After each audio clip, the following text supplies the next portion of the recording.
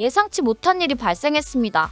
유튜브에서 많은 팬들이 기다려온 인기 프로그램 불꽃 야구가 단 3회 만에 사라졌습니다.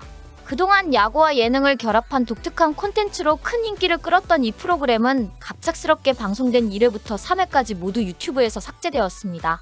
이 프로그램은 JTBC의 인기 예능 프로그램인 최강야구의 출연진들이 모여 만든 야구 예능으로 방송 첫 회부터 뜨거운 관심을 받으며 큰 인기를 끌었지만 예기치 않게 모든 방송이 유튜브에서 삭제되었습니다. 1회와 2회 방송에 이어 3회 방송도 삭제되어 많은 팬들이 충격에 빠졌습니다. 그리고 그 이유는 바로 저작권 문제였습니다. 하지만 왜 이런 일이 발생했는지 그 이면에는 어떤 복잡한 갈등이 숨어 있는지 살펴보아야 할 필요가 있습니다. 불꽃야구는 JTBC의 인기 예능 프로그램 최강야구와 관련이 깊습니다. 이 프로그램에 출연했던 많은 인물들이 모여 만든 예능으로 야구 팬들과 예능 팬들 모두를 사로잡았습니다. 야구를 사랑하는 팬들은 물론 예능을 좋아하는 대중까지 이끌며 큰 인기를 끌었습니다. 첫 방송은 13만 명의 동시 접속자를 기록했고 3회 방송에서는 27만 6천 명에 달하는 동시 접속자를 끌어들였으며 그만큼 큰 화제를 모았습니다. 그러나 그만큼 큰 관심을 받았던 이 프로그램은 갑작스럽게 저작권 침해 문제로 인해 유튜브에서 삭제되었습니다. 이 사건의 핵심은 방송사 간의 저작권 분쟁입니다.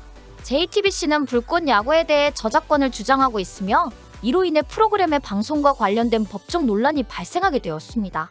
JTBC는 불꽃 야구가 최강야구의 출연자들과 비슷한 인물들이 모여 만든 프로그램이기 때문에 이 프로그램에 대한 저작권도 JTBC가 소유하고 있다고 주장하고 있습니다. 이로 인해 불꽃 야구의 제작사인 스튜디오 C1은 저작권을 둘러싸고 JTBC와 법적 분쟁을 벌이게 되었고 JTBC는 불꽃 야구의 저작권을 주장하면서 이를 유튜브에 신고한 것입니다. 이 상황에서 중요한 점은 JTBC와 스튜디오 C1 간의 갈등이 불꽃 야구의 방송에 직접적인 영향을 미친다는 것입니다. 최강야구와 밀접하게 연관된 프로그램이었기 때문에 JTBC가 주장하는 저작권 문제는 결국 불꽃 야구라는 프로그램이 지속될 수 있는지 여부에 큰 영향을 미치게 되었습니다. 그리고 이 문제는 단순히 저작권 침해를 넘어서 방송사 간의 권력 다툼과도 연결될 수 있습니다. JTBC와 스튜디오 C1 간의 갈등은 예능 콘텐츠의 제작과 방송에 있어 얼마나 중요한 영향을 미칠 수 있는지를 잘 보여주고 있습니다.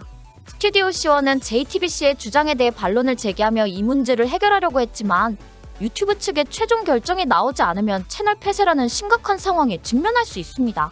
유튜브의 저작권 정책에 따르면 저작권 침해로 경고가 3번 누적되면 채널이 폐쇄될 수 있기 때문에 스튜디오 C1의 유튜브 채널도 큰 위기에 처하게 되었습니다. 불꽃 야구의 삭제는 방송계에서 일어날 수 있는 저작권 분쟁이 어떻게 프로그램의 방송과 미래에 심각한 영향을 미칠 수 있는지를 여실히 보여주는 사례입니다. 방송사 간의 갈등이 예능 콘텐츠의 지속 가능성을 위협할 수 있음을 증명하며 이는 팬들에게도 큰 실망을 안겨주었습니다. 이 문제는 방송사 간의 협력과 갈등, 그리고 저작권을 둘러싼 복잡한 상황이 어떻게 방송 콘텐츠에 영향을 미칠 수 있는지를 알게 해주는 중요한 사례로 남을 것입니다. 불꽃 야구는 최강야구의 출연진들이 모여 만든 프로그램으로 그 탄생 배경을 살펴보면 방송계의 갈등이 어떤 식으로 프로그램에 영향을 미쳤는지 알 수 있습니다. 최강야구는 JTBC의 대표적인 스포츠 예능 프로그램으로 방송 당시 큰 인기를 끌며 야구 팬들뿐만 아니라 일반 대중 사이에서도 큰 화제를 모았습니다. 그 인기는 예상을 뛰어넘었으며 프로그램은 매회 큰 화제를 불러일으키며 방송을 마쳤습니다. 최강야구는 출연진의 고유한 매력과 야구를 결합한 독특한 포맷 덕분에 팬들의 마음을 사로잡았고 이후 최강야구 시즌2와 최강야구 시즌3까지 이어질 만큼 그 인기는 끊임없이 이어졌습니다. 불꽃 야구는 바로 이 최강야구의 인기를 바탕으로 탄생한 후속 프로젝트였습니다. 최강야구에 출연한 주요 인물들, 즉 김성근 감독을 비롯한 유명 선수들이 모여 만든 팀인 불꽃 파이터즈는 야구 팬들에게 익숙한 얼굴들이었고 그들은 최강야구의 성과를 기반으로 예능 프로그램을 더 재미있고 참신한 방식으로 만들어가겠다고 의기투합했습니다. 팬들은 최강야구에서 보여준 선수들의 진지한 모습과 유쾌한 에피소드가 잘 결합된 모습의 매력을 느꼈고 그 인기를 이어받을 수 있는 불꽃 야구에 대한 기대가 매우 컸습니다. 하지만 이 프로그램이 시작되기까지는 방송사 간의 복잡한 갈등이 있었습니다. 불꽃 야구가 방송되기 전 제작사인 스튜디오 C1은 최강야구와의 관련성을 적극적으로 활용하려 했고 JTBC는 이에 대해 민감하게 반응했습니다. 최강야구가 큰 성공을 거둔 이후 방송사들은 그 시리즈의 지적 재산권을 엄격하게 관리하기 시작했으며 불꽃 야구가 그 연장선상에 있는 프로그램임을 강조하면서 저작권 분쟁이 발생할 수밖에 없었습니다. 스튜디오 C1은 최강야구의 출연진을 기반으로 한 예능 콘텐츠를 제작하는 데 있어 JTBC와의 협의를 충분히 거쳤다고 주장하고 있지만 JTBC 측에서는 최강야구의 상표와 저작권을 주장하며 법적 조치를 취한 것입니다.